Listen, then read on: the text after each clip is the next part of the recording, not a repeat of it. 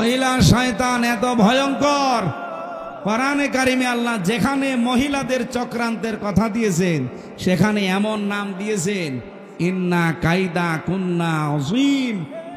আল্লাহ বলেন মেয়েদের চক্রান্ত বড় ভয়ঙ্কর। আযীম শব্দ যেখানে সেখানে আল্লাহ লাগান না, আমাদের নবীর চরিত্রে একবার লাগিয়েছেন, ওয়াইন্নাকা লাআলা খুলুকিন আযীম। এমন মহান চরিত্র আপনাকে দিয়েছি কিয়ামত পর্যন্ত মানুষের কুল কিনারায় পাবে না। এই জন্য আযীম এটা আল্লাহর নাম, যেখানে সেখানে আল্লাহ দেয় না। অথচ মেয়েদের চক্রান্ত এই কথা বলতে গিয়ে আমার আল্লাহ, এটা যদিও জুলাইখার নামে নাজিল হওয়া, কিন্তু কায়দা কন্যা এটা কিন্তু বহু বচন। এই কথা বুঝতেছেন? এই বহু বচন দেওয়ার কারণ কি? কারণ জুলাইখাই শুধু শেষ না, যুগে যুগে জুলাইখার এরকম হাজারো ভাই বোন আসবে দুনিয়ায়। কে বলেন? জুলাইখা যেমন ষড়যন্ত্র করেছিল নবীর বিরুদ্ধে, জুলাইখার বোন যারা আসবে কিয়ামত পর্যন্ত এরাও ষড়যন্ত্র করবে নবীর ওয়ারিসদের বিরুদ্ধে। সেরকম জুলাইখা আমরা একটা পেয়েছিলাম। আলেমদের নামে বদনাম দিয়েছে, আলেমরা নাকি ধর্ষক। আল্লামা সাঈদীর নামে পর্যন্ত ধর্ষণ মামলা দিয়েছে।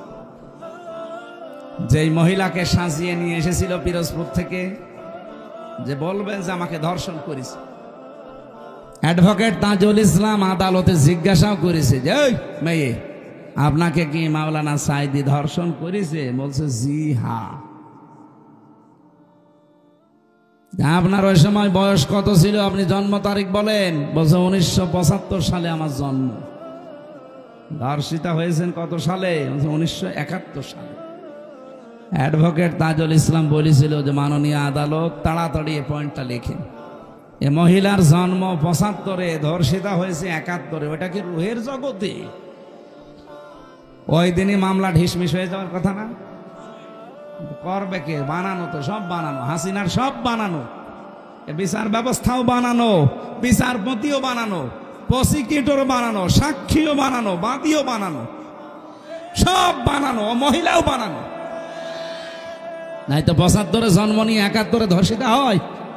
ওটা হলে নাই রুহের জগতে হতে পারে, কিন্তু মামলাটা ঢিসমিস হয়নি। কারণ বিচারপতি যারে বানিয়ে রেখেছিল কালামানিক, ওর বিসি উড়িয়ে গেছে শয়তান, ওর বিসি উড়িয়ে দিয়েছে। সিলেটের মানুষেরা পালিয়ে যাচ্ছিল, আমার সামনে পড়লে আমি গোড়া থেকে কেটে দিতাম।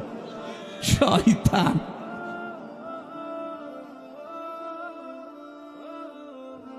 সেদিন আমার গাজীপুরে মাহফিল ছিল, আমি সেই রুমে ছিলাম, ফাঁসির কন্ডেম ছেলে, ওর পাশের রুমে আমি ছিলাম 16 নম্বরে, 15 নম্বরে, ওনাকে এখন 16 নম্বরে আছে। কারারক্ষী আমারে বলছে হুজুর ওই শয়তান আমার আন্ডারে। আমি বললাম খাবার খুব কম করে দিবে। ওর বিসি উড়িয়ে গেছে। যাক, ও বিসি দিয়ে কি করবে? ওর বিসির কোনো কাজ আছে? শয়তান আল্লামা সাঈদীকে বলে ফাঁসি দিতে পারলাম না, এই জন্য আমার জীবনের বড় আফসোস। ওরে পিটিয়ে মেরে ফেলা দরকার। শয়তান কলার পাতায় শুয়েছিল। এই কথা বলেন, কি দৃশ্য দেখেছেন? কলার পাতায় শুয়ে থাকার সময় মাথায় আবার টুপি দিয়েছে। শয়তান যাতে মাতাল হলো তাহলে ঠিক ছিল। কলার পাতায় তো শুয়ে আছে, মাথায় টুপি দিয়েছে, আর বেল্ট কি মাজা চলে না, আবার বেল্ট দিয়েছে। গলায় গামছা দিয়ে টানতে টানতে নিয়ে আসছিল সিলেটের মানুষগুলো। কত মানুষ ডিম মারছিল, পচা ডিম। দেখেন না আদালতে? আল্লাহ বলেন আযাব মুহিন, এটা অপমানজনক শাস্তি। আলেমদের বিরুদ্ধে যত নিকৃষ্ট কাজ এই শয়তানগুলো তালিকা বানিয়েছিল, 116 জন আলেমের, এরা নাকি ধর্ম ব্যবসায়ী, তার ভেতরে আমার নাম 10 নম্বর। সুবহানাল্লাহ, নাউযুবিল্লাহ। রাজশাহীবাসী আমরা যারা রমজানুল মোবারকে আজকে কোরআনের একটা কথা শোনা, বাকি 11 মাস 70 বার এরকম তাফসির মাহফিলে হাজির হওয়ার সময়। যদিও আমরা সারাদিনের না খাওয়া শরীর ক্লান্ত, তারাবি পড়ে অনেকেই ক্লান্ত হয়ে গেছে, এখন ঘুমানোর সময়। সামনে 2টা বড় বড় কাজ আছে, তাহাজ্জুদের নামাজ পড়ব, সেহরি খাবো, এরপরে ফজরের পরে কর্মজীবনে যাবে অনেকে। আমি রমজান মাসে এগুলো নেই না, মানে জোর করে আপনারা নিয়ে এসেছেন, আমিও পারি না, আপনারাও ছাড়েন না। আল্লাহ যতটুকু পারছি আমরা চেষ্টা চালাবো। কোরআনের যে আয়াত পড়েছি ওই আয়াত থেকে শিক্ষামূলক কিছু কথা নিয়ে আমরা বাড়ি যেতে চাই। মাহফিলের জন্য বললাম, ভালো হোক আর খারাপ হোক, মানুষ বেশি হওয়া কম হওয়া এটা কোনো ব্যাপার না। বাংলাদেশে বহু ন্যাংটার দরবারে যেয়ে দেখেন কত লক্ষ লক্ষ মানুষ, তবে ওটা কি ভালো কাজ? বলেন বলেন। যারা বলে যে ন্যাংটা বাবা, আপনার কি বিবেক কি মরিয়ে গেছে? ন্যাংটা একজন মানুষ, ও তো শরীয়তের বিধানই মানে না। একটা পুরুষের সতর হচ্ছে নাভি থেকে হাঁটু পর্যন্ত ঢেকে রাখা লাগবে। বিনা কারণে যদি এগুলোতে কাপড় না দেয় কেউ, তার কবিরা গুনাহ হবে। এক কথা বলেন না কেন? আর একজন মেয়ে লোকের সতর মুখমণ্ডল, হাতের কবজি আর পায়ের পাতা বাদ দিয়ে পুরা শরীর ঢেকে রাখা লাগবে। কেউ যদি এই তিনটা জায়গা বাকি রেখে অন্য কোনো জায়গায়ও কাপড় না দেয়, আর মাথায় কাপড় দেয়নি, স্বামী বাদে পৃথিবীর অন্য কেউ দেখলো, আপনার কবিরা গুনাহ হবে। তাহলে মেয়েদের সতর কতটুকু? হানাফি মাযহাব অনুযায়ী মুখমণ্ডল, হাতের কবজি আর পায়ের পাতা বাদ দিয়ে পুরা শরীর ঢেকে রাখা লাগবে। পুরুষের সতর যদি নাভি থেকে হাঁটু পর্যন্ত ঢেকে রাখে, তাহলে তার ফরজ আদায় হয়ে যাবে। বাকি শরীরে কাপড় চোপড় না থাকলেও অসুবিধা নেই, তারপরও খালি গায়ে থাকা ঠিক না জনসম্মুখে। আমি কথা বোঝাতে পেরেছি? মেয়েরা যারা আশপাশে বিভিন্ন জায়গায় এসেছেন, সম্মানিত মা বোনেরা, পোশাক এটা কিন্তু গুরুত্বপূর্ণ একটা পাঠ। আল্লাহ রাব্বুল আলামিন কোরআনে কারিমে পোশাকের ব্যাপারে তিনি কথা দিয়েছেন, লেবাসুত তাকওয়া দিয়েছেন। যেন মেয়েদের লেবাস পোশাক যেটা তাকওয়ার, ওইটা হচ্ছে সালোয়ার কামিজ। আপনারা যারা স্বামী আছেন, বড় ভাই আছেন, বাবা আছেন, যারা বানিয়ে দেন, সালোয়ার কামিজ বানিয়ে দিলে এটা সর্বোত্তম পোশাক। আপনি মদিনার মিউজিয়ামে যেয়ে দেখবেন, ওখানে এখনো হযরতে ফাতেমাতুজ জহরার একটা পোশাক আছে। ওইটা কিনা আমি জানি না, কিন্তু একটা সিস্টেম আছে টাঙানো, এই হাত পর্যন্ত হাতা, পা পর্যন্ত লম্বা। মেয়েরা যারা এসেছেন, আপনার স্বামীকে, আপনার বাবাকে বলবেন যে সালোয়ার কামিজ বানিয়ে দিন, সে যে বয়সেরই হোক, অসুবিধা নেই। এ 10 বছর হলেই কি আর 70-80 বছর হলেই কি, কোনো অসুবিধা নেই। শাড়ি পরে পর্দা আদায় হয় না, নামাজও হয় না। কারণ মাথায় শাড়ি দিয়ে যদি কেউ নামাজ পড়তে যায়, আর একবার যদি পড়ে যায় কাপড়, সেজদা দিতে গিয়ে চুল বেরিয়ে যায়, আপনার ফরজ নামাজ শেষ। আমি কথা বোঝাতে পারলাম? সুতরাং এমন পোশাক পরা লাগবে যেন নামাজের সময়ও কাজে লাগে, বাইরে হঠাৎ কোনো পরপুরুষের সামনে পড়ে গেলেও যেন পর্দার মতো ফরজ বিধান লঙ্ঘন না হয়। হ্যাঁ, মুখমণ্ডল, হাতের কবজি, পায়ের পাতা খোলা রাখা জায়েজ আছে, কিন্তু সর্বোত্তম পর্দা হচ্ছে এগুলোও ঢেকে রাখা, হাত মোজা, পা মোজা দিয়ে, যেটা আসিমাত বলা হয়। কিন্তু রুখসাত হিসাবে আপনার মুখমণ্ডল, হাতের কবজি, পায়ের পাতা এইগুলো খোলা রাখতে আপনার ছাড় দেওয়া আছে। এজন্য আশা করছে আমরা এখন থেকে সামনে মেয়েদেরকে, মাদেরকে, বোনদেরকে এরকম পোশাক বানিয়ে দেব। মারা, বোনরা, বউরাও আপনারা স্বামীকে এটা বলবেন যে আমার হাত পর্যন্ত হাতা দিয়ে বানিয়ে দেন, পা পর্যন্ত লম্বা, নিচে ছায়া থাকবে বা পায়জামা থাকবে, ভেতরে ব্লাউজ গায়ে দেওয়া লাগবে, ওপরে একটা ওড়না দেবেন, এমন সেলাই করে নেবেন দরকার হয় দর্জি দিয়ে, যেটা শুধু মাথাটা আর মুখটা এতটুকু বেরিয়ে থাকবে, মুখটা পুরাটা ঢেকে যাবে। এমন সিস্টেম পাওয়া যাচ্ছে এখন। পর্দার এই যে পোশাকটা, এটা কি আল্লাহ খেলা করার জন্য দিয়েছে? কত বড় গুরুত্বপূর্ণ জানেন? আর যে হাজারো জায়গায় জেনা হয়, পরকীয়া প্রেমে মানুষ লিপ্ত হয়, শুধুমাত্র এই পোশাক আশাক ঠিক না থাকার কারণে। গ্রাম অঞ্চলে হয়তো এসব নেই, সবই চলে না। এই যে ভাবির সাথে যারা পর্দা রক্ষা করে চলতে পারেন না, শালীর সাথে যারা পর্দা রক্ষা করে চলতে পারেন না, এখানে একটা কারণ আছে। মনে হচ্ছে নিজের লোক, এর আর কি, বলে দোলা ভাই আমার বড় ভাইয়ের মতো। কয়েকদিন পরে দেখা যাচ্ছে দোলা ভাইয়ের সাথে আল্লাহর রাস্তা চলে গেছে।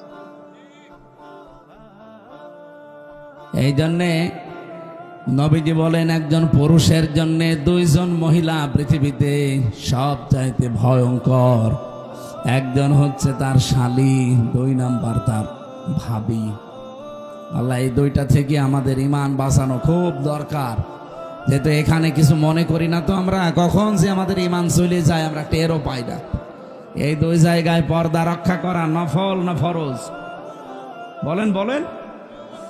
আমি বেঁচে গেছি যে আমি এক বাপের এক ছেলে, আমার কোনো ভাবি নেই, আর আমি যারা বিয়ে করেছি আমার কোনো শালিও নেই।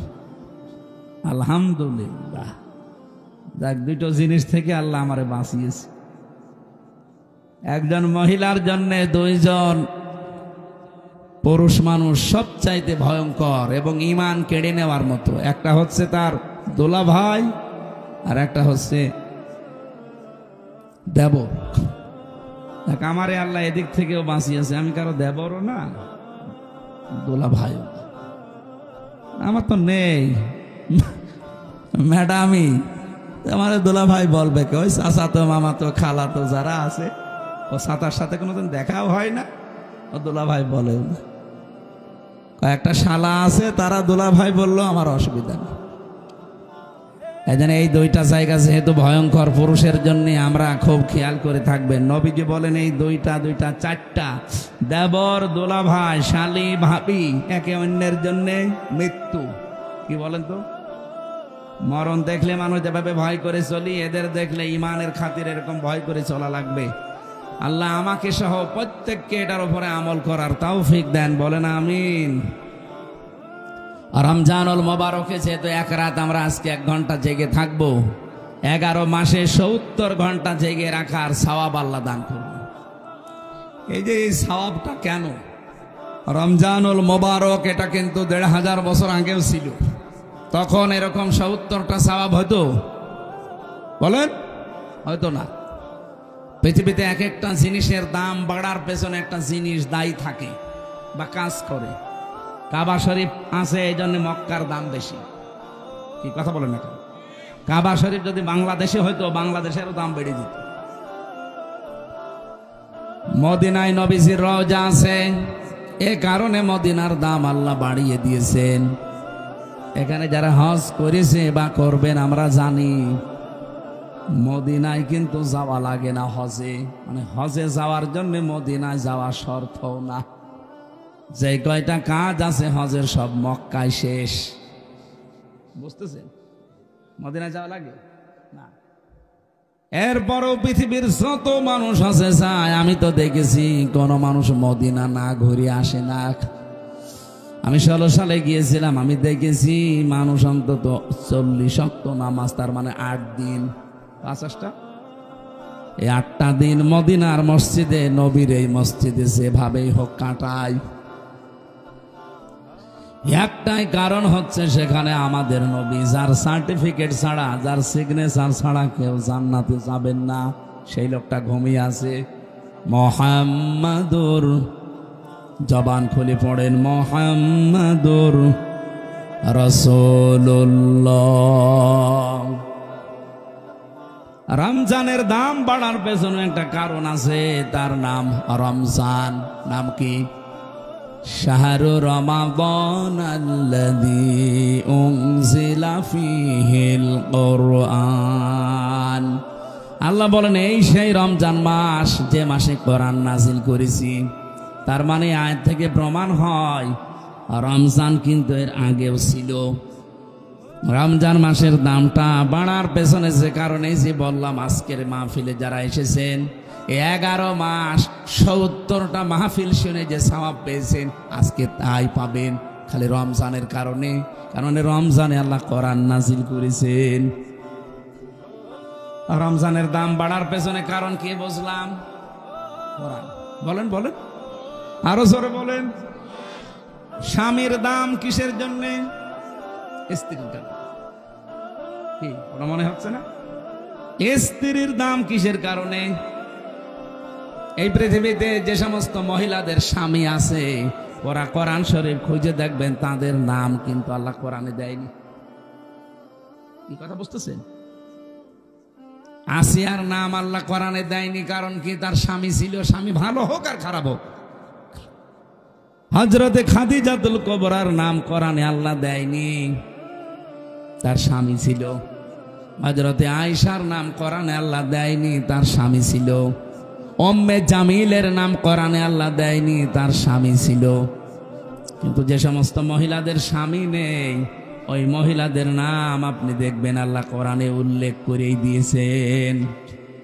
হযরতে মারিয়াম স্বামী ছিল, বলেন বলেন, তার নাম আল্লাহ কোরআনে শুধু দেয়নি তা না, পুরো একটা সূরা দিয়ে দিয়েছেন। রব্বুল আলামিন বলেন হযরতে মরিয়মের নাম একবার দুইবার না, কতবার কোরআনে উচ্চারণ আছে।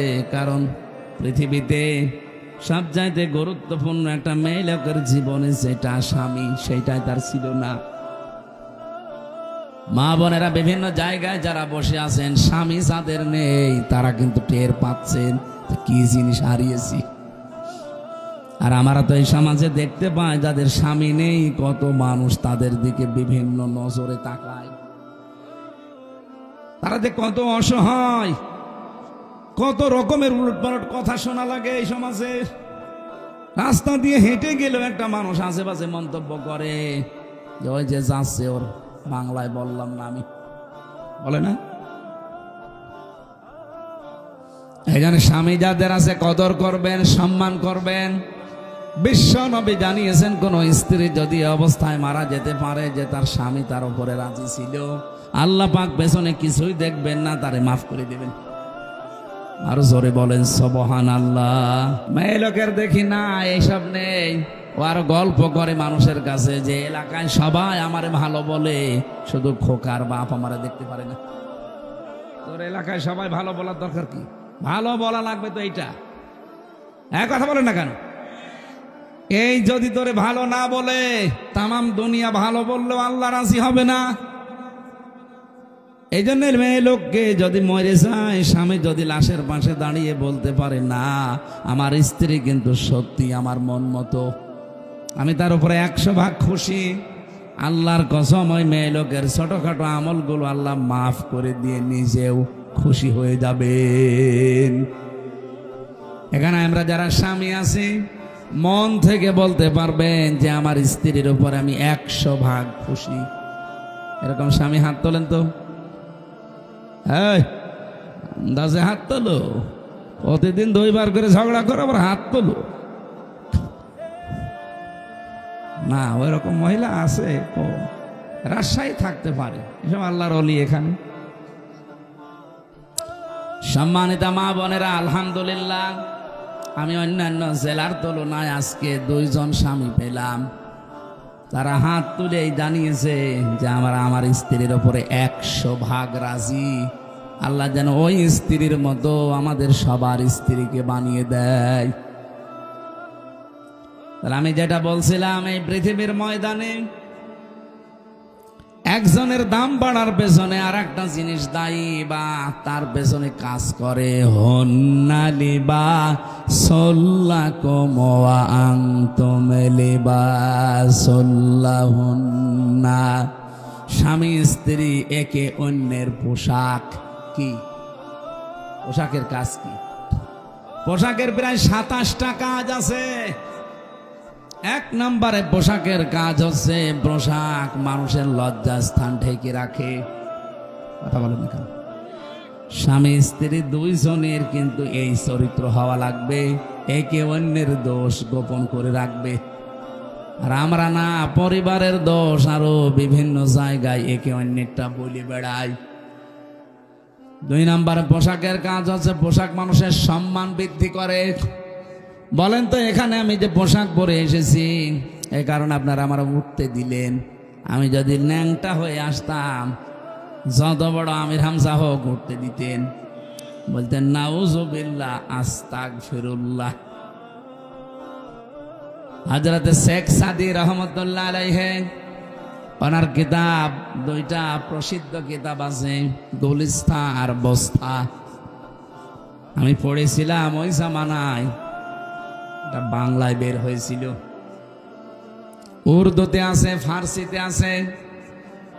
ওই সময় যেহেতু উর্দু পড়তাম কওমি মাদ্রাসায়, গুলিস্তার বস্তা 2টা বই আমি মাঝে মাঝে পড়েছিলাম। একটা ঘটনা আমার মনে পড়ছে। উনি একবার ছেঁড়া জামা কাপড়, স্বাভাবিকভাবে থাকতেন এমনিতেই, কবি মানুষ তো, কবি যারা দেখবেন ওরা ওই রকমই থাকে, স্বাভাবিক জীবনযাপন করতেন, সেরকম হাই ফাই পোশাক পরতেন না। এক দাওয়াতে গিয়েছেন, মানুষ তারে চিনতে পারে নাই, খাবারও দিতে চায় না।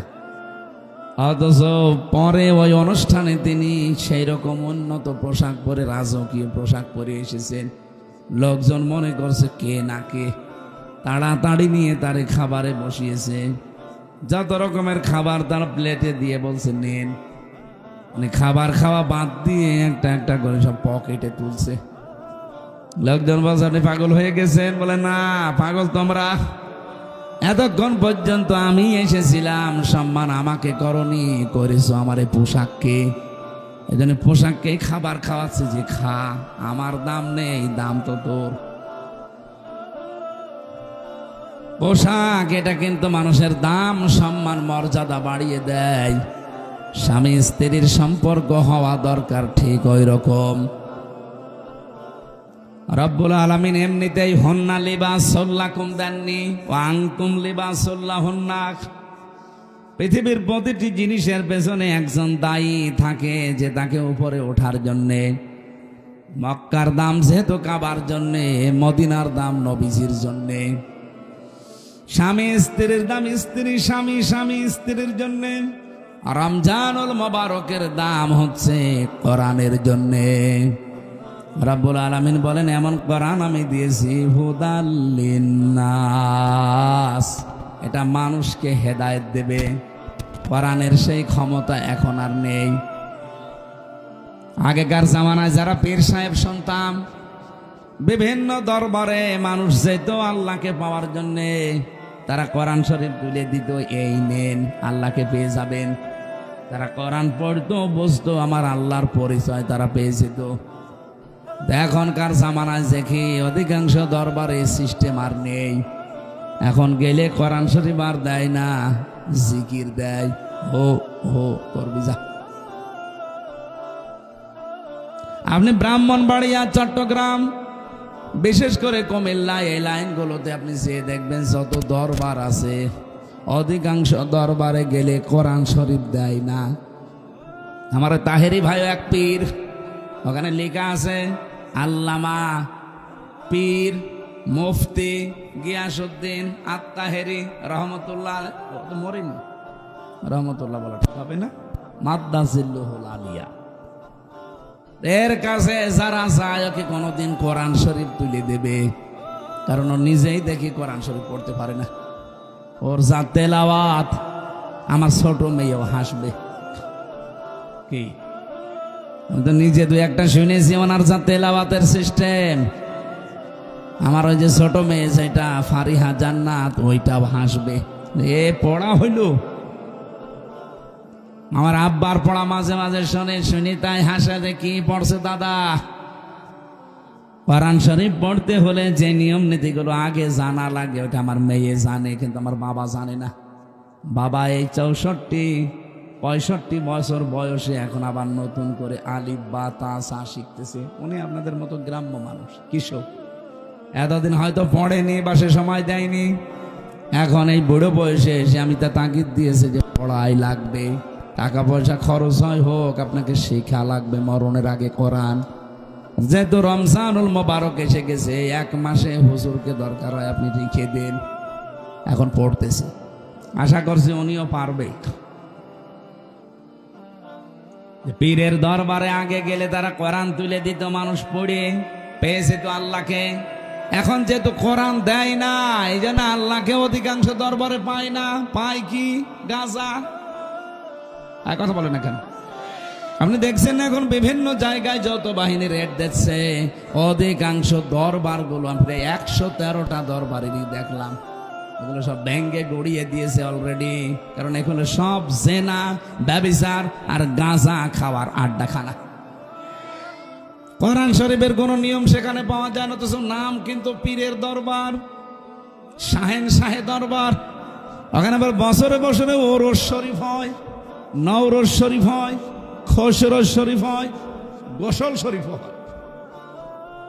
1 বছর পীর সাহেব গোসল করে না, ওই একদিনই সে গোসল করবে।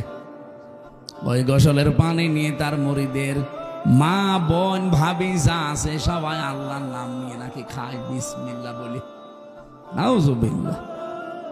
এক বছর গোসল না করলে আমার মনে হয় ওর কাছে শয়তানও বেড়বে না। ওটা কি গন্ধ, পাটা তো কি। আর এই লোকের যদি গোসল করিয়ে সেই পানি, আমার মনে হয় পানির কাছেও যাওয়া ঠিক না। বলেন 2-3 দিন গোসল না করলে তা কেমন লাগে শরীরের ভেতর। আর শয়তান এক বছর কত কিছু যে কত কিছু হয়, আমি নিচে নামলাম না। আমি যেটা বোঝাতে যাই, কোরআন আল্লাহ দিয়েছেন মানুষকে হেদায়েত দেওয়ার জন্য, সেই ক্ষমতা এখনো কোরআনের আছে। এই জন্য প্রথম আয়াত কি কোরআনের, যালিকাল কিতাবুল লা রাইবা ফীহি। এই যে কিতাবের আগে আলিফ লাম আছে,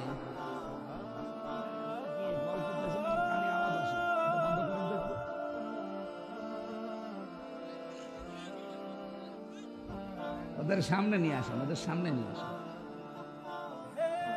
থাক। হ্যাঁ, আপনারা আবার কি বিড়ি খেতে যাচ্ছেন নাকি?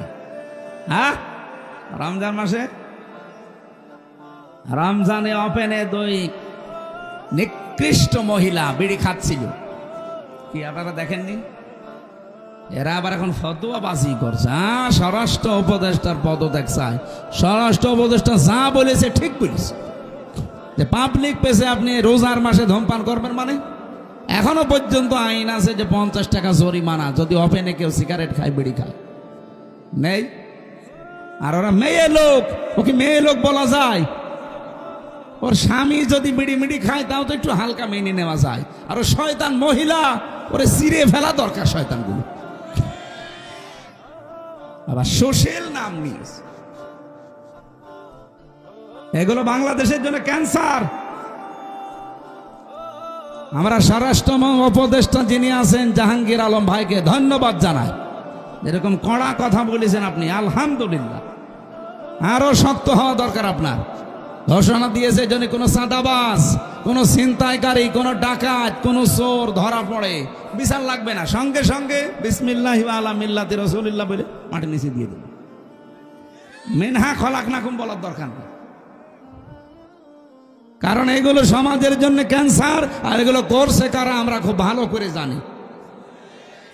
এই মহিলা পালিয়ে যাওয়ার পর থেকে প্রায় 27টা কুলু তৈরি করেছে কি করে দেশকে অশান্ত করা যায়। যাওয়ার আগে আইজিপি কে বলে গিয়েছিল, আমি যাবার পর 1 মাসের ভেতরে বাংলাদেশের অবস্থা এমন করবা যেন দাঁড়িয়ে থাকতে না পারে। শয়তান, ওকে মহিলা শয়তান, শয়তান মহিলাটা। আমরা কোরআনে কারিমের সূরা ইউসুফের তাফসীর পড়েছি, শয়তান 2 প্রকার, একটা মানুষ শয়তান আর একটা জিন শয়তান। কি এই মানুষ শয়তানের ভেতরে আবার 2 প্রকার, একটা পুরুষ শয়তান, একটা মহিলা শয়তান। মহিলা শয়তান এত ভয়ঙ্কর, কোরআনে কারিমে আল্লাহ যেখানে মহিলাদের চক্রান্তের কথা দিয়েছেন সেখানে এমন নাম দিয়েছেন, ইন্না কাইদা কুন্না আযীম। আল্লাহ বলেন মেয়েদের চক্রান্ত বড় ভয়ঙ্কর। আযীম শব্দ যেখানে সেখানে আল্লাহ লাগান না, আমাদের নবীর চরিত্রে একবার লাগিয়েছেন, ওয়াইন্নাকা লাআলা খুলুকিন আযীম। এমন মহান চরিত্র আপনাকে দিয়েছি কিয়ামত পর্যন্ত মানুষের কুল কিনারায় পাবে না। এই জন্য আযীম এটা আল্লাহর নাম, যেখানে সেখানে আল্লাহ দেয় না। অথচ মেয়েদের চক্রান্ত এই কথা বলতে গিয়ে আমার আল্লাহ, এটা যদিও জুলাইখার নামে নাজিল হওয়া, কিন্তু কায়দা কন্যা এটা কিন্তু বহু বচন। এই কথা বুঝতেছেন? এই বহু বচন দেওয়ার কারণ কি? কারণ জুলাইখাই শুধু শেষ না, যুগে যুগে জুলাইখার এরকম হাজারো ভাই বোন আসবে দুনিয়ায়। কে বলেন? জুলাইখা যেমন ষড়যন্ত্র করেছিল নবীর বিরুদ্ধে, জুলাইখার বোন যারা আসবে কিয়ামত পর্যন্ত এরাও ষড়যন্ত্র করবে নবীর ওয়ারিসদের বিরুদ্ধে। সেরকম জুলাইখা আমরা একটা পেয়েছিলাম। আলেমদের নামে বদনাম দিয়েছে, আলেমরা নাকি ধর্ষক। আল্লামা সাইদির নামে পর্যন্ত ধর্ষণ মামলা দিয়েছে। যেই মহিলাকে সাজিয়ে নিয়ে এসেছিল পিরোজপুর থেকে, যে বলবেন যে আমাকে ধর্ষণ করেছে, অ্যাডভোকেট তাজুল ইসলাম আদালতে জিজ্ঞাসাও করেছে যে ওই মেয়ে, আপনাকে কি মাওলানা সাইদি ধর্ষণ করেছে? বলছে জি হ্যাঁ।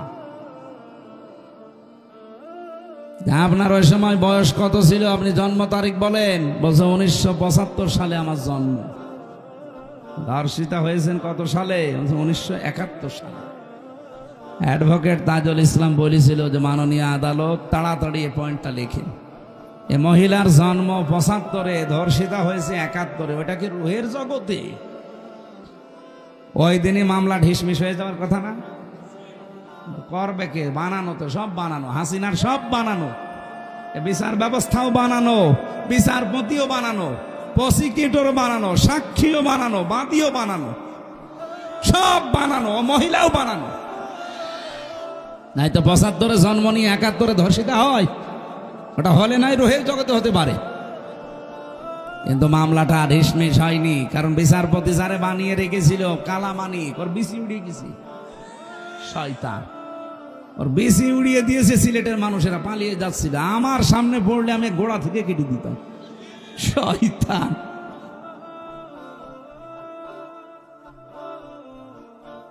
সেদিন আমার গাজীপুরে মাহফিল ছিল, আমি সেই রুমে ছিলাম, ফাঁসির কন্ডেম ছেলে, ওর পাশের রুমে আমি ছিলাম 16 নম্বরে, 15 নম্বরে, ওনাকে এখন 16 নম্বরে আছে। কারারক্ষী আমারে বলছে, হুজুর ওই শয়তান আমার আন্ডারে। আমি বললাম খাবার খুব কম করে দিবে, ওর বিসি উড়িয়ে গেছে। যাক, ও বিসি দিয়ে কি করবে? ওর বিসির কোনো কাজ আছে? শয়তান। আল্লামা সাইদিকে বলে ফাঁসি দিতে পারলাম না, এই জন্য আমার জীবনের বড় আফসোস। ওরে পিটিয়ে মেরে ফেলা দরকার। শয়তান কলার পাতায় শুয়েছিল, এই কথা বলেন, কি দৃশ্য দেখেছেন? কলার পাতায় শুয়ে থাকার সময় মাথায় আবার টুপি দিয়েছে। শয়তান যাতে মাতাল হলো তাহলে ঠিক ছিল। কলার পাতায় তো শুয়ে আছে, মাথায় টুপি দিয়েছে, আর বেল্ট কি মাজা চলে না, আবার বেল্ট দিয়েছে, গলায় গামছা দিয়ে টানতে টানতে নিয়ে আসছিল সিলেটের মানুষগুলো। কত মানুষ ডিম মারছিল, পচা ডিম, দেখেন না আদালতে? আল্লাহ বলেন আযাব মুহিন, এটা অপমানজনক শাস্তি। আলেমদের বিরুদ্ধে যত নিকৃষ্ট কাজ এই শয়তানগুলো তালিকা বানিয়েছিল, 116 জন আলেমের, এরা নাকি ধর্ম ব্যবসায়ী, তার ভেতরে আমার নাম 10 নম্বর। সুবহানাল্লাহ, নাউযুবিল্লাহ। আমার ভাইরা, এই যে জালিকাল কিতাব লা রাইবা ফি, কিতাবের আগে কেন আলিফ লাম দিয়েছেন? বালাগাত মানতেক যারা বোঝে, বিশেষ করে আরবি গ্রামারের কিছু নিয়ম আছে, আলিফ লাম যারা বুঝবে আলেমরা দেখবেন ওখানে 4 প্রকারের নিয়ম দেওয়া আছে। আলিফ লামে ইস্তিগরাকি, এটা গরকন মানে ডুবন্ত পানি আছে না, ঠান্ডা, গলা আরো বসে যাবে, একটা চা যদি দিতেন তাহলে ভালো হতো। আপনাদের এই মানে সামিয়ানা দেখে আমি চা চাওয়ার সাহস পাচ্ছি, এই এলাকা যে গরিব, চা সেই আমি করবো কি? তারপরেও যদি থাকে, না থাকলেও গরম পানি করে একটু দিয়ে। আমার মনে হয় এই বছরে যত অনুষ্ঠান করেছি, আজকের এইটাই সবচেয়ে গরিব পার্টি। এখন আমার যাওয়ার সময় তো আবার 300 টাকা দেবে না তো? না, সেদিন দিয়েছিল। ও, ওইদিকে ভালো আছে, আলহামদুলিল্লাহ। তা আপনারা আরেকটু ভালো করে করতে পারতেন। এইটা তো এদের রেকর্ড হচ্ছে, তো দেখছেন এদের কতগুলো কিরমান কাতিবিন, এরা কালকে এটা দেখাবে, বলবেন এই রাজশাহীর বাগমারা, এই দেওপাড়া নাকি এইটা যেন দেখাইন না ভাই, একেবারে সরাসরি আসমান দেখা যাচ্ছে। থাক, তারপরও গরিব মানুষ হলেও এদের ইমান শক্ত আছে, আলহামদুলিল্লাহ। গরিব মানুষকে আল্লাহ এবং রাসূল বেশি ভালোবাসতেন, আমরাও এদেরকে বেশি ভালোবাসি। আর বাংলাদেশের রাজশাহী তো আমাদের কাছে, রাজশাহী, চাঁপাইনবাবগঞ্জ, সাতক্ষীরা আমাদের আবেগের জায়গা। সারা বাংলাদেশে আমার যতটুকু বাস্তবতা ধারণা আমি জানি, আল্লাহ যদি কিয়ামতে জান্নাত দেওয়া আরম্ভ করে, প্রথমে সাতক্ষীরা দিয়ে আরম্ভ করবে, এরপরে চাঁপাইনবাবগঞ্জ, এরপরে রাজশাহী, আর আমার কুষ্টিয়া থাকবে 64 নম্বরে, কারণ গাঁজার আড্ডা। ও জেলায় জন্ম নিয়ে ঝামেলায় আছে, আর অন্য জেলায় জন্ম হলে ভালো হইতো, ছাতা পরিচয়ও দেওয়া যায় না। আর বড় বড় শয়তানগুলো আল্লাহ পাঠিয়েছে ওখানে, ওই যে ইনু, ননু, এরপরে হানিফ, কত অত্যাচার যে করেছে আমার এই প্রায় এই কয়টা বছর এলাকায় ঢুকতে দেয়নি। আমি বাড়ি যাওয়ার আগে দেখি 10 জন পুলিশ বসে আছে। কি গো হুজুর, আমরা চলে এসেছি ধরার জন্য। এইরকম কঠিন অবস্থায় রেখেছিল এই শয়তানগুলো।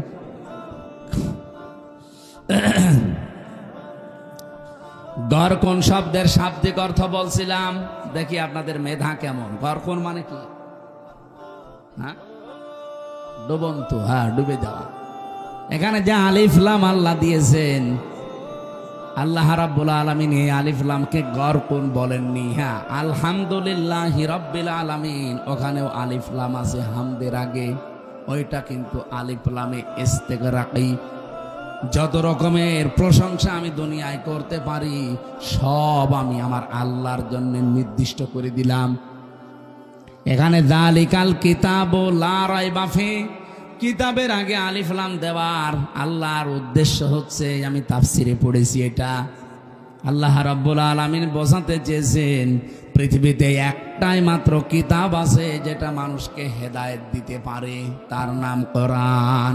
তার নাম কি? কোরআন ছাড়া হেদায়েত দেওয়ার কোনো কিতাব দুনিয়ায় নেই। আছে? এই জন্য আপনাকে কিছু পেতে হলে এর কাছে আসা লাগবে। বাজ্জিনাতিম মিনাল হুদা ওয়াল ফুরকান, রব্বুল আলামিন বলেন কোরআনে কারীম এমন স্পষ্ট দলিল আর প্রমাণ দিয়েছি যে মানুষ এখান থেকে পথ নির্দেশিকা পাবে। অল ফুরকান, হক আর বাতিল পার্থক্যকারী একটা কিতাব।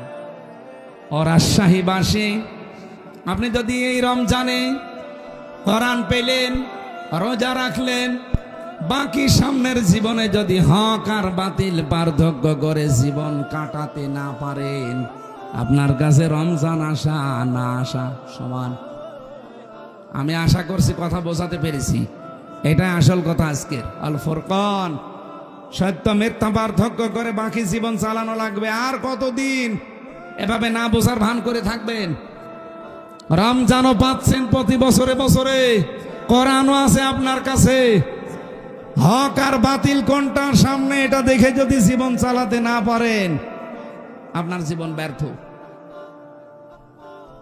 আজকে থেকে সিদ্ধান্ত নিয়ে যাওয়া লাগবে, কোরআন আমি বুঝতে চেষ্টা চালাবো, শিক্ষা চেষ্টা চালাবো, এমন ভাবে বুঝবো শিখবো যেন হক আর বাতিল সামনে কোনটা আমি পার্থক্য করে নিতে পারি। বলেন সুবহানাল্লাহ। আমার তেলাওয়াতকৃত আয়াত ছিল সূরা বাকারার 183 নম্বর আয়াত।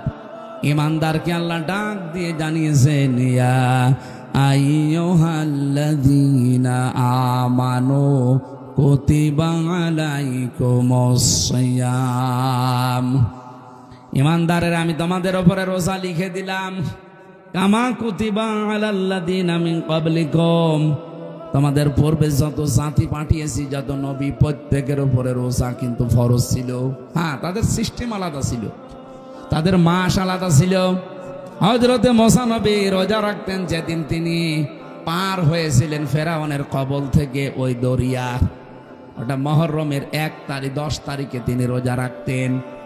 হযরত ইব্রাহিম আলাইহিস সালাম রোজা রাখতেন, যিনি আগুন থেকে মুক্ত হয়েছিলেন মুহররমের 10 তারিখে।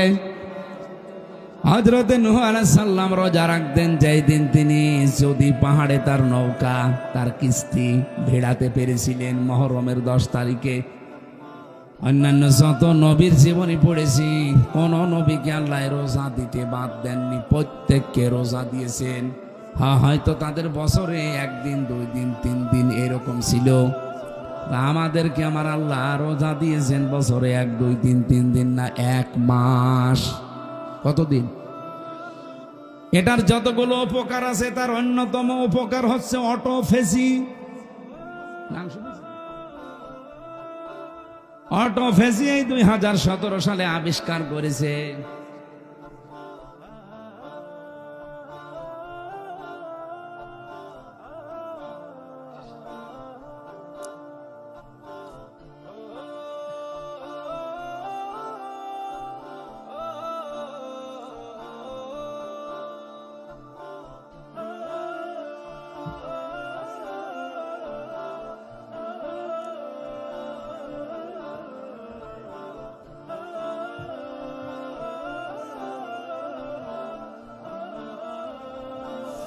রাজশাহীবাসী জাপানের একজন বিজ্ঞানী, স্বাস্থ্য বিজ্ঞানী, উনি নোবেল পেয়েছেন 2017 সালে। এই তথ্যটা দিয়েছেন ইউশোনারি ওসামি। এই লোকটা জানিয়েছে আমাদের শরীরের ভেতরে 2 কোটি কোষ আছে। একাধারে যদি মানুষ 12 মাস খাবার খেতেই থাকে, বন্ধ না করে খাবার খাওয়া, তাহলে এই শরীরের ভেতরে আরো আশপাশে কিছু বৃদ্ধি হয় কোষ। এই যে ফসল যারা চাষ করে, ফসলে আমার মনে হয় কত কিছু দেওয়ার পরও ফসল ভালো হয় না, কিন্তু পরগাছা আগাছা ওকে কিছু দেওয়া লাগে, ওই এমনি বাড়তে থাকে শরীরের ভেতরে। ঠিক কোষ আল্লাহ দিয়েছেন 2 কোটি। এগুলো আমাদের শরীরকে কন্ট্রোল করে। কারণ রক্ত আছে আমার শরীরে, আপনার শরীরে 5 কেজি থেকে 5.5 কেজি। এই 5.5 কেজি রক্তকে পুরা শরীরে কন্ট্রোল করছে। এই কোষগুলো যদি না থাকে, 5 প্রকার ক্যান্সার দেখা দেবে যদি ওই কোষ বৃদ্ধি হতে থাকে। 2 নম্বরে টিউমার বৃদ্ধি হবে। যারা 11-12 মাস একাধারে খেতেই থাকে, তাদের এই 2টা রোগ বেশি হওয়ার সম্ভাবনা, কারণ ওই কোষগুলো বাড়তে থাকে। উনি চিন্তা করলেন আল্লাহর দেওয়া, মানে কি গড, ওরা তো গড বলে, গডের দেওয়া কোষ বাদ দিয়ে বাকি যে কোষগুলো আছে এইগুলো কি করে নষ্ট করা যায়। আগাছা নষ্ট করতে হলে যেমন গোড়া কেটে বাদ দেওয়া লাগে, কি নয়তো আবার ওখান থেকে জন্ম নেবে। আপনি সারও দেবেন না, মাটিও দেবেন না, ঔষধও দেবেন না, ওই এমনি জোর পেয়ে যায়, এমনি বাড়তে থাকে। আর আপনার ওই অতিরিক্ত ওই আগাছা পরগাছা কোষগুলো যদি বাড়তে থাকে, তাহলে আপনার শরীরের ভেতরে রক্তে 5 প্রকার ক্যান্সার হবে এবং টিউমার বাড়তে থাকবে। হয় টিউমারগুলো অনেকের ভেসে ওঠে, যে একটা ভেসে উঠেছে, হয়তো একটা ভেসে উঠবে কারোর ভেতরে, কারোর ভেতরে চাপা থাকবে, ভেসে ওঠে না। টিউমার 2 প্রকার। চিন্তা করলেন এটা কি করে কমানো যায়। ওনার 13 বছর গবেষণার ফল, এমনিতে নোবেল দেয়নি, দিয়েছে এই কারণে। 13 বছর গবেষণা করে উনি জানিয়েছে কেউ যদি অন্তত 29-30 দিন 12-14 ঘন্টা দিনের বেলা না খেয়ে থাকতে পারে একাধারে, তাহলে আল্লাহর এই গডের দেওয়া কোষগুলো, আমরা কি বলবো গড না আল্লাহ? আল্লাহ। ও যা বলে বলুক, আল্লাহর দেওয়া এই সৃষ্টি কোষগুলো, ওরা যেহেতু আল্লাহকে বিশ্বাস করে না, ওরা বলছে গডের দেওয়া প্রাকৃতিক নিয়মে এমনি তৈরি হওয়া। আসলে কি সব এমনি তৈরি হয়? এর পেছনে একজন কারিগর আছে না? এই জন্য আমরা বলবো, একবারে বলেন তো কে, আরো জোরে বলেন কে। ওরা অন্য জাতির লোক, ওরা আল্লাহকে বিশ্বাস করে না, এই জন্য গড বলে চালায়, প্রাকৃতিক বলে চালায়। প্রকৃতিগত ভাবে তৈরি হওয়া এই কোষগুলো তখন ক্ষুধার্ত হয়ে যায়, তখন ওই যে আগাছা পরগাছা অতিরিক্ত বেশি ওই কোষগুলো তখন খাওয়া আরম্ভ করে। 30 দিন একাধারে খেতে খেতে পুরা সাবাড় করে ফেলে, আপনাকে ওই আগের অবস্থায় আবার ফিরিয়ে দেয়। তখন ক্যান্সার থেকে, টিউমার থেকে আল্লাহ আপনাকে বাঁচিয়ে দেয়। আর ও লিখেছে যে আল্লাহ না, বাঁচিয়ে দেয় আপনাকে গড। আমি আবার বলছি, ও যা বলে বলুক, ওর তথ্যটা ঠিক আছে। ও গড বলুক আর প্রাকৃতিক বলুক, আমরা কি বলবো বলেন তো? আল্লাহ পাক 30টা রোজার দ্বারা এটা করেন। চিন্তা করলে এটা পাওয়া যাবে কোথায়? তথ্যটা পৃথিবীর কোন ধর্মগ্রন্থে আছে কিনা দেখি তো। 4,500 ধর্মগ্রন্থ আছে দুনিয়ায়। কত? 4,500 উল্লেখযোগ্য সেগুলো নিয়েছে। এই পৃথিবীতে সবচাইতে বেশি মানুষ বাস করে খ্রিস্টান ধর্মে। কোন ধর্মে? ওরা বাইবেল পড়ে, দেখেন না, ত্রিপিটক পড়ে। এই পৃথিবীতে 2 নম্বরে বেশি মানুষ বাস করে ইসলাম ধর্মে। ওরা আছে 250 কোটি আর আমরা আছি 200 কোটি। যেভাবে মুসলমান আরম্ভ হয়েছে সারা বিশ্বে, বিশেষ করে ইংল্যান্ডে, আমেরিকায়, মুসলমান যেভাবে বৃদ্ধি হওয়া আরম্ভ হয়েছে, আমাদের চরিত্র, আমাদের অ্যাক্টিভিটিস, আমাদের যদি কাজকর্ম আরো উন্নত হতো, সাহাবীদের মতো মুসলমান আরো বেড়ে যেত। আমরা বাটপারি করি, সিটারি করি, প্রতারণা করি, এই জন্য ওরা মনে করে মুসলমান এই ও সাথে হওয়ার দরকার নেই। কিন্তু সাহাবীদের মতো যদি আমরা তাকওয়া অবলম্বন করতে পারতাম, চরিত্র বানাতে পারতাম, এই মানুষগুলো আমাদের দেখে দেখে মুসলমান আরো বেশি হয়ে যেত। 4500 ধর্মীয় গ্রন্থগুলো একটা একটা করে মিলিয়েছে, কোন ধর্মীয় গ্রন্থ পায়নি যে এই তথ্যটা পাওয়া যাবে। শেষ পর্যন্ত মুসলমানদের ধর্মীয় গ্রন্থ কোরআনে কারীম। সূরা বাকারার আমি যে আয়াত পড়েছি 183 নম্বর আয়াতের পরের আয়াত শেষের অংশে, সূরা 80 নম্বর আয়াত, ওয়া আনতাসুমু খায়রুল লাকুম ইন কুনতুম তা'লামুন। বলেন আল্লাহু আকবার। রব্বুল আলামিন বলেন, তোমরা যদি রোজা রাখো তোমাদের জন্য ভালো হবে, এটাই তোমাদের কল্যাণ হবে। কি কল্যাণ হবে? উনি এখানে 27টা পয়েন্ট দিয়েছেন যে রোজা রাখলে এই এই কল্যাণ হয়। তার 1 নম্বরে আপনার ওই অতিরিক্ত পরগাছা আগাছা ওই কোষগুলো আসল কোষ ধ্বংস করে ফেলবে। যুগে যুগে আল্লাহ বিধানটা এমনি দেয়নি, এই কারণেই দিয়েছেন।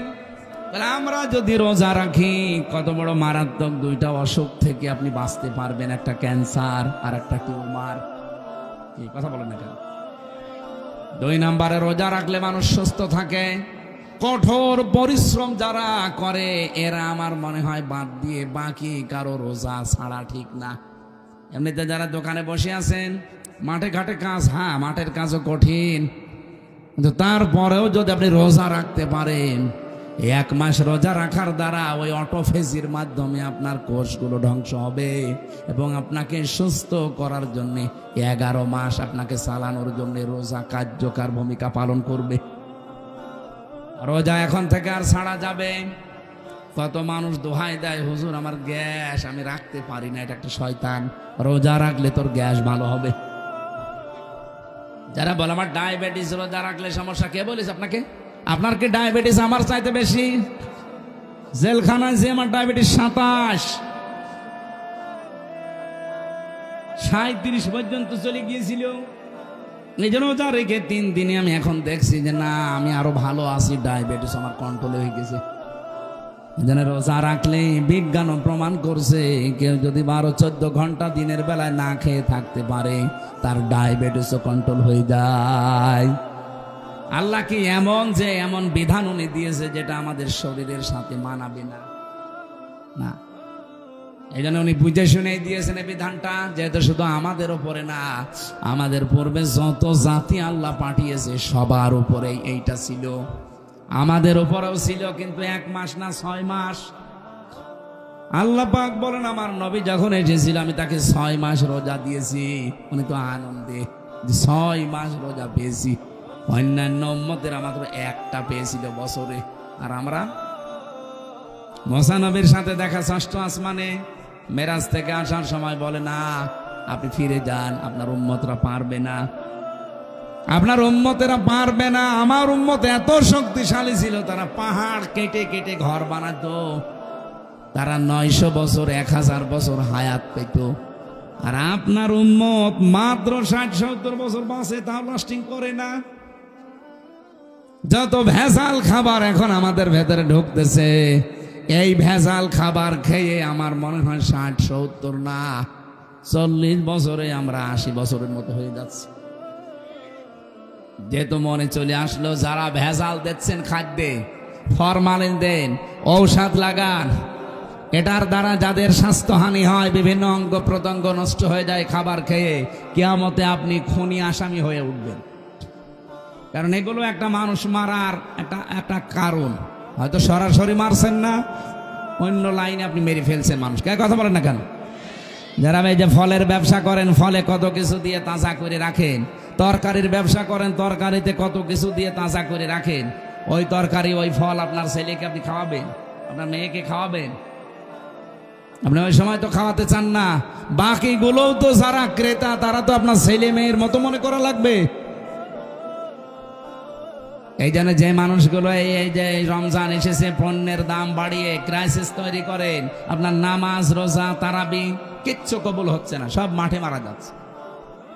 যদি কবুল হয় তাহলে সূরা আরাফের আয়াতগুলো মিথ্যা হয়ে যাবে। হযরতে সালেহ আলাইহিস সালাম, সালেহ না, শুআয়ব আলাইহিস সালাম, তার জামানার মানুষদেরকে আল্লাহ ধ্বংসই করেছিলেন এই খাদ্যে ভেজাল দেওয়া আর ওজনে কম বেশি করার কারণে। বাংলাদেশে অনেক উম্মতের ভেতরে এটা এখন নেই, ওজনে কম বেশি। বলেন বলেন কি যে আছে ওর হাতের ভেতরে, এরকম করে 1 কেজি 1.5 কেজি হয়ে যায়। আবার নামাজ পড়তে যায় 5 ওয়াক্তের জায়গায় 6 ওয়াক্ত মিলিয়ে পড়ে। না, আপনার নামাজ পড়তে কে বলেছে? আপনাকে নামাজ পড়ার অর্থই হচ্ছে আপনি ওজনে যেন কম বেশি না করেন, খাদ্যে যেন ভেজাল না দেন, জমিনের আইল যেন না ঠেলেন। সারা জমিন 1-1.5 বিঘা 2 বিঘা চাষ করছে ভালো, আইলের কাছে গেলে ওর নাঙ্গলের মাথাও খারাপ, ওর মাথাও খারাপ, মানে এমন চিকন করে মনে হচ্ছে যে পুল সিরাত বানিয়ে ফেলেছে আইল। আরে ভাই, আলটা একটু তো বড় করে রাখা দরকার, 2 জনে ছাড় দিয়ে যেন মানুষ একটা হেঁটে যেতে পারে, একটা সীমানা পিলার। ওইটা জোর করে করে কাটতে কাটতে যদি চিকন বানিয়ে ফেলেন, যতটুকু বেশি করেছেন যদি 1 বিগত হয়ে যায়, কিয়ামতে এরকম জমিন 7টা মাথার উপরে চাপিয়ে দেবে, তখন নেন কত লাগে। আমরা এখন থেকে সিদ্ধান্ত নেব খাদ্যে ভেজাল আজকে থেকে বন্ধ হবে। আর যারা এগুলো করছে এত কড়াকড়ি করা দরকার তাদের উপরে, কারণ তারা মানুষ হত্যা করার শামিল। কথা বলেন না কেন? খাদ্যে ভেজাল দেওয়া, ফরমালিন দেওয়া, ঔষধ দেওয়া, এবং যারা পণ্যগুলো ক্রাইসিস করে তৈরি করে আটক করে রেখে এই রোজার মাস আসলে মানুষ এগুলো বেশি করে। আমি বিশ্বের অন্যান্য দেশের সাথে মিলালাম, তারা মুসলমানেরা রোজার মাস আসলে অন্য মাসে যদি 100 টাকা কেজি থাকে, রোজার মাস হলে 70 টাকা করে দেয়। আর এই দেশে যদি 70 থাকে, রোজার মাস হলে 100 টাকা করে। আপনার এত দরকার, লাভ ক্ষতি এটার আসল মালিককে? আরো জোরে বলেন।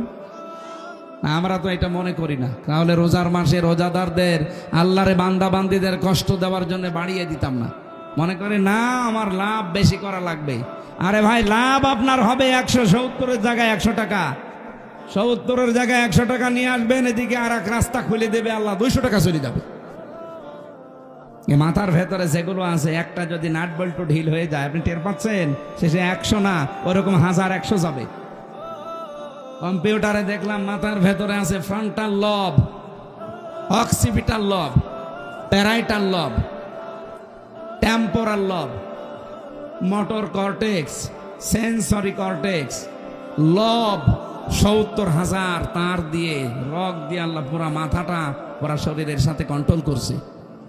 বিজ্ঞান এখন দেখাচ্ছে যদি একটা তার অকেজো হয়ে যায়, হামজা পাগল হয়ে যাবে, নিজের পায়খানা নিজে খাবে। আপনি কার দিকে ভরসা করে জোর করেন বলেন? আল্লাহর বিধান বাদ দিয়ে আপনি আন্দাজে উপায় করছেন, এগুলো থাকবে? থাকবে না। এই জন্য খাদ্যে ভেজাল, ফরমালিন এগুলো মুক্ত হওয়া দরকার। এই মুহূর্তে সিদ্ধান্ত নেওয়া লাগবে। রোজা এসেছে এগুলো দেওয়ার জন্য। কামা কুতিবা আলাল্লাযীনা মিন ক্বাবলিকুম, এর পূর্বে যত জাতি তাদেরকে রোজার এই শিক্ষায় ছিল। নবীজি বললেন আমি তো আনন্দেই ছিলাম। মুসা নবী আমাকে বলছে আপনি কমান, পারবেন আপনার উম্মত। আমি বারবার গিয়েছি, আল্লাহ কমিয়েছে, শেষে 1 মাস। মুসা নবী আবার বলছে যান, আবার কমান, না আমার লজ্জা করে, যা নিয়েছি এইটাই হোক। সঙ্গে সঙ্গে জিবরাইল এসে বলে হে রাসূল, আল্লাহ কিন্তু 1 মাসই রোজা লিখে দিয়েছিলেন। আল্লাহ যেটা লেখে ওইটা কি পরিবর্তন হয়? যেহেতু আপনার কনসিডারের কারণে আল্লাহ কমিয়ে দিয়েছে, কিন্তু পরিবর্তন হবে না। আপনার উম্মতদেরকে বলবেন ওরা যদি 1 মাস হক আদায় করে রোজা রাখতে পারে, মহান আল্লাহ তাদেরকে 6 মাস রোজা রাখার সওয়াব দিয়ে দেবেন। হাদিস, বিশ্ব নবী বলেন ওই লোকটার রোজায় আল্লাহর কোনো দরকার নেই যে লোকটা রোজা রেখেও মিথ্যা কথা ছাড়তে পারে না। এদেশে তো নেই। আমরা নিজেদেরকে এখন থেকে কন্ট্রোল করবো, আল্লাকুম তাত্তাকুন, তাকওয়া যেন অর্জন হয়। রোজা রাখার দ্বারা যেটা আপনি দেখান আমার আল্লাহকে, অন্যান্য ইবাদতেও এইটাই দেখাবেন। আল্লাহ কম বেশি সবাইকে এই আয়াতের উপরে তাদের জীবন চালানোর তৌফিক যেন দান করেন, বলেন আমিন। এই বিধানটা মানতে গিয়ে কত কন্ট্রোল ভাবে মানুষ চলে। কেউ না দেখলে আল্লাহ দেখছে, এই ভয়ে কোনো হারাম জিনিস খেতেও চায় না। কি বলেন বলেন? অথচ এই মানুষটা বাকি 11 মাস বাবা শাহজালাল সব হালাল। না, এইভাবে চলতে হবে না। রোজার শিক্ষাটা আমাদের জীবনে যেন কাজে লাগে। কুতিবা আলাইকুম, কুতিবা শব্দ দিয়ে আল্লাহ যতগুলো আয়াত নাজিল করেছেন, কুতিবা আলাইকুমুল কিতাল, কুতিবা আলাইকুমুল কিসাস, কুতিবা আলাইকুমুস সিয়াম, প্রত্যেকেই ফরজ। আপনি শুধু সিয়াম ফরজ মনে করেন, অনেকে কিসাসকে ফরজ মনে করে না, বলে এটা দুনিয়ার কাজ, এটা খারাপ কাজ, এটা বড় কাজ। এই জন্যই তো সুরঞ্জিত বাবু বলেছিল যে চুরি করলে হাত কেটে দাও, এই আইন হচ্ছে কোরআনে, এটা বড় আইন। বলেন নাউজুবিল্লাহ। কুতিবা আলাইকুমুল কিতাল, তোমাদের উপরে যুদ্ধ জিহাদ আমি ফরজ করে দিলাম, লিখে দিলাম। এই কথা শুনলে অনেক মানুষ মনে করে এটা জঙ্গিবাদের কাজ। জিহাদকে যারা জঙ্গি মনে করে তারাই আসল জঙ্গি। আরে ভাই, জিহাদ হচ্ছে পৃথিবীর জঙ্গি নির্মূল করার জন্য। অন্যায় যেখানে, জিহাদ সেখানে। বলেন তো চাঁদাবাজি করা অন্যায় কাজ না? এক কথা বলেন না কেন? সুতরাং চাঁদাবাজি যেখানে, প্রতিবাদ সেখানে, এইটার নামই জিহাদ। যেখানে যে অন্যায় হবে ওই জায়গায় দাঁড়িয়ে যাবেন। রোজার এই শিক্ষা এসেছে দেওয়ার জন্য 1 বছর পরে। আমরা যদি এই শিক্ষা নিয়ে বাকি 11 মাস সত্যি চালাতে পারি, আল্লাহর কসম এ দেশ আবার দাঁড়িয়ে যাবে। খালি রোজার শিক্ষায় যথেষ্ট, আর কিছু লাগবে না। 27টা বললাম না শিক্ষা আছে রোজার। 1 নাম্বার আমাদের শরীরের রোগ, 2টা গুরুত্বপূর্ণ